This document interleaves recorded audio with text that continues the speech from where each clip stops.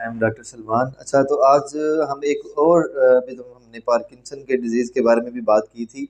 तो अभी हम बात करते हैं स्ट्रोक के बारे में या ट्रांजिएंट इस्केमिक अटैक। दो चीज़ें हम यानी कि एक छोटा फालज और एक बड़ा फालज आम जुबान में समझ लें। तो इसमें बहुत सी चीज़ें हैं, बहुत एक्सटेंसिव टॉपिक है। मैं नहीं डिटेल में जाऊँगा, हमें अक्सर जो है वो लोग भी कहते हैं कि डॉक्टर साहब छोटी वीडियो डाला करें। अच्छा, इसमें होता क्या है जी? सबसे पहले स्ट्रोक क्या होता है जी?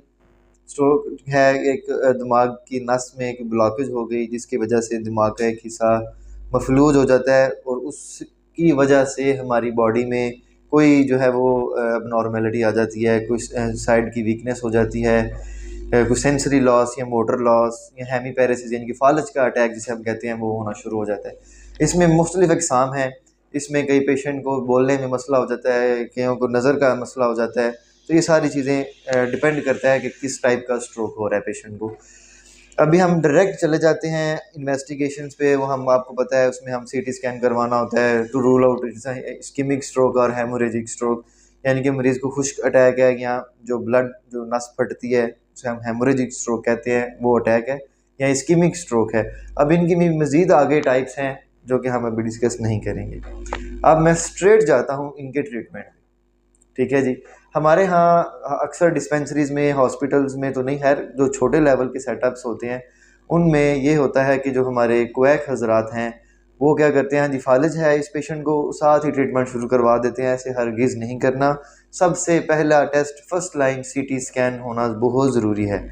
Non contrast CT scan brain का होना बहुत ज़रूरी है। उसमें हमने यही देखना होता है कि इस्कीमिक है कि हेमोरेजिक है। अगर इस्कीमिक स्ट्रोक है तो फिर हम जो ट्रीटमेंट हम देते हैं वो हम दे सकते हैं। अगर हेमोरेजिक हो तो उसमें हमने एस्प्रिन वगैरह भी नहीं देनी होती।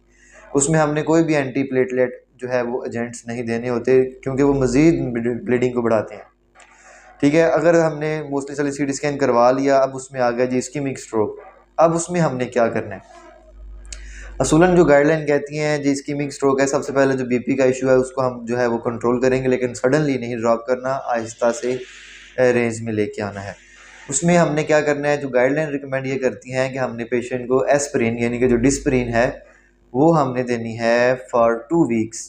2 वीक्स के बाद हमने मरीज़ को लाइफ लॉन्ग के लिए हमने इसको क्लोपिडोग्रिल और साथ में लिपिड लोवरिंग एजेंट वो हमने स्टार्ट करवा देना होता है। लाइफ लॉन्ग के लिए दोनों टैबलेट लेनी है। डिस्प्रिन जो है वो 2 वीक्स के लिए रिकमेंडेड होती है, लेकिन हमारे पाकिस्तान में भी ऐसे होता है, हम लाइफ लॉन्ग शुरू करवा देते हैं, जो कि एक अच्छी चीज़ नहीं है। इसको हमें अवॉइड करना चाहिए। Just for 2 weeks aspirin and after that for long time clopidogrel and lipid lowering agent, वो कोई भी स्टैटिन हम कह लेंगे जो चर्बी कम करता है खून की नालियों में, वो हमें देना होता है। ठीक है जी। अच्छा, उसके बाद जो हम चले जाते हैं जी उस पे, सॉरी, हेमोरेजिक स्ट्रोक पे, उसका क्या ट्रीटमेंट होता है? उसमें बहुत ज़्यादा क्रिटिकल केयर की ज़रूरत होती है। डिपेंड करता है किस जो है वेसल का स्ट्रोक है, कितनी ब्लीडिंग हुई है। अब उसमें हमने वैसे मोस्टली चले, एक तो बीपी कंट्रोल करना बहुत ज़रूरी होता है पेशेंट का, ताकि वो जो अंदर खून लीकेज हो रही है दिमाग के अंदर वो कम से कम हो। और उसके बाद हम नाइमोडिपिन एक टैबलेट है वो, या फिर आईवी फॉर्म में भी अवेलेबल होती है, वो हम यूज़ करते हैं ताकि जो है वो स्ट्रोक एक्सपेंड ना करे ज़्यादा। ठीक है जी। अच्छा, उसके अलावा मरीज़ की जो है वो केयर बहुत ज़रूरी होती है। सबसे ज़्यादा जो फिज़ियोथेरापी, बेड सोर्स मरीज़ों को बहुत ज़्यादा बन जाते हैं फालिज के मरीज़ों में, उसकी केयर होना ज़रूरी है। अक्सर मरीज़ जिनको डिस्फेगिया है, खाने में मसला हो, उनको खुराक वाली नाली डाल के तो उसके ज़रिए से खुराक देना होती है। जो फालिज के मरीज़ होते हैं उनमें एस्पिरेशन नमूनिया के चांसेस भी बहुत ज़्यादा होते हैं, उनको कंट्रोल करना भी बहुत ज़रूरी है।